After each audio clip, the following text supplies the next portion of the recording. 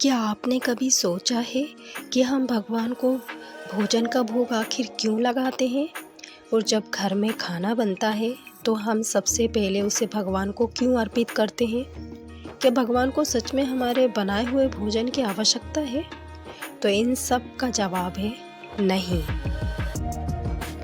भगवान को हमारे भोजन की आवश्यकता नहीं है, लेकिन हमें भगवान को भोग लगाने की आवश्यकता ज़रूर है, क्योंकि भोग केवल भोजन अर्पित करने का नाम नहीं है।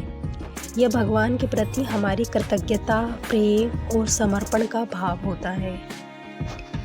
हमारे पास जो कुछ भी है, अन्न, जल, फल, सब्जियां, दूध, घी, सब में भगवान से ही हमें प्राप्त हुआ है। इसलिए जब हम भोजन बनाकर कहते हैं कि हे कृष्ण, यह भोजन सबसे पहले आपका है, कृपया इसे स्वीकार कीजिए, तो हम वास्तव में भगवान को कुछ नया नहीं दे रहे हैं, बल्कि उन्हीं की दी हुई वस्तु उन्हें प्रेम से वापस अर्पित कर रहे होते हैं। गीता में भगवान कृष्ण कहते हैं, पत्रम पुष्पम फलम तोयम यो में भक्तिया प्रयच्छति, अर्थात जो भक्त प्रेम और भक्ति से पत्र, पुष्प, फल या जल भी अर्पित करता है, भगवान उसे प्रेम पूर्वक अर्पण को स्वीकार करते हैं। इसीलिए भोग की कीमत नहीं देखी जाती है, भोग में कितना सामान लगा है यह नहीं देखा जाता, उसमें कितना प्रेम लगा है ये देखा जाता है। एक तरफ बहुत सारे पकवान हैं, लेकिन मन में भक्ति नहीं है, और दूसरी तरफ केवल एक फल या थोड़ा सा दूध हो, लेकिन मन में सच्चा प्रेम हो, तो भगवान के लिए उस प्रेम का महत्व सबसे बड़ा है।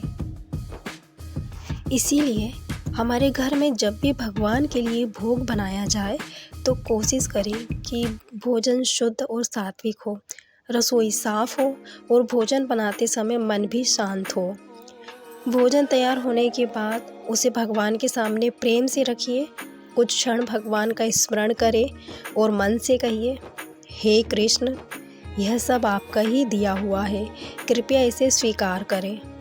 फिर वही भोजन भगवान को अर्पित होने के बाद प्रसाद बन जाता है, और प्रसाद केवल भोजन नहीं होता है, यह भगवान की कृपा और आशीर्वाद को अपने जीवन में स्वीकार करने का माध्यम बन जाता है। इसीलिए अगली बार जब आप अपने घर में भोजन बनाएं तो यह मत सोचिए कि आज भगवान को क्या खिलाऊं, बल्कि यह सोचिए कि आज मैं अपने ठाकुर जी को कितने प्रेम से भोग अर्पित करूं, क्योंकि भगवान को पकवानों की भव्यता से ज़्यादा भक्त के भाव की मिठास प्रिय होती है। तो आइए आज से हमारे घर का भोजन सिर्फ भोजन ना रहे, पहले भगवान का भोग बने और फिर हमारे लिए प्रसाद बने।